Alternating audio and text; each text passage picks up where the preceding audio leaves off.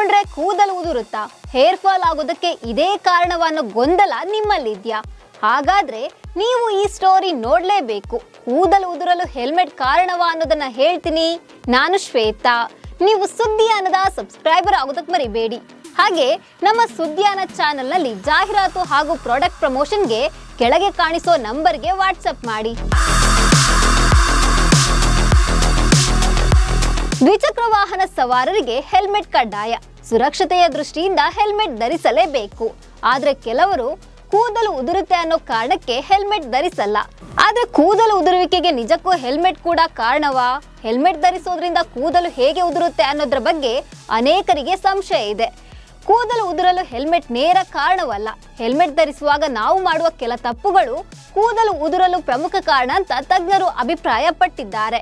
ಸ್ವಚ್ಛವಾದ ಹೆಲ್ಮೆಟ್ ಧರಿಸೋದ್ರಿಂದ ಯಾವುದೇ ಸಮಸ್ಯೆ ಇಲ್ಲ. ಆದ್ರೆ ಕೊಳಕಾದ ಹೆಲ್ಮೆಟ್ ಧರಿಸಿದ್ರೆ ಇನ್ಫೆಕ್ಷನ್ ಆಗೋ ಸಾಧ್ಯತೆ ಇದೆ. ಇದರಿಂದಾಗಿ ನೆತ್ತಿಯಲ್ಲಿ ಡ್ಯಾಂಡ್ರಫ್ ಆಗ್ಬೋದು. ಇದು ಹೇರ್ ರೂಟ್ ಮೇಲೆ ಗಂಭೀರ ಪರಿಣಾಮ ಬೀಳೋ ಸಾಧ್ಯತೆ ಇದೆ. ಇದು ಕೂಡ ಕೂದಲು ಉದುರುವಿಕೆಗೆ ಕಾರಣವಾಗಬಹುದು. ಇನ್ನು ಬಿಗಿಯಾದ ಹೆಲ್ಮೆಟ್ ಧರಿಸಿದ್ರೆ ಕೂದಲಿನ ಮೇಲೆ ಪರಿಣಾಮ ಬೀಳುವ ಸಾಧ್ಯತೆ ಹೆಚ್ಚಾಗಿದೆ. ಟೈಟ್ ಆಗಿರುವ ಹೆಲ್ಮೆಟ್ ಧರಿಸಿದ್ರೆ ನೆತ್ತಿಯಲ್ಲಿ ಹೆಚ್ಚು ಬೆವರು ಉತ್ಪತ್ತಿಯಾಗುತ್ತೆ.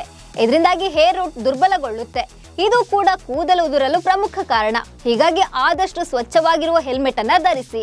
ಇದರ ಜೊತೆಗೆ ನಿಮ್ಗೆ ಕಂಫರ್ಟ್ ಇರುವಂತಹ ಹೆಲ್ಮೆಟ್ ಅನ್ನ ಧರಿಸಿ. ಹಾಗೆ ನೀವು ಧರಿಸೋ ಹೆಲ್ಮೆಟ್ ಅನ್ನ ಆಗಾಗ ಕ್ಲೀನ್ ಮಾಡಿಕೊಂಡು ಇರಿ. ಹೀಗೆ ಮಾಡಿದ್ರೆ ನಿಮ್ಮ ಕೂದಲಿನ ಮೇಲೆ ಯಾವುದೇ ಪರಿಣಾಮ ಬೀಳಲ್ಲ. ನಮಸ್ಕಾರ.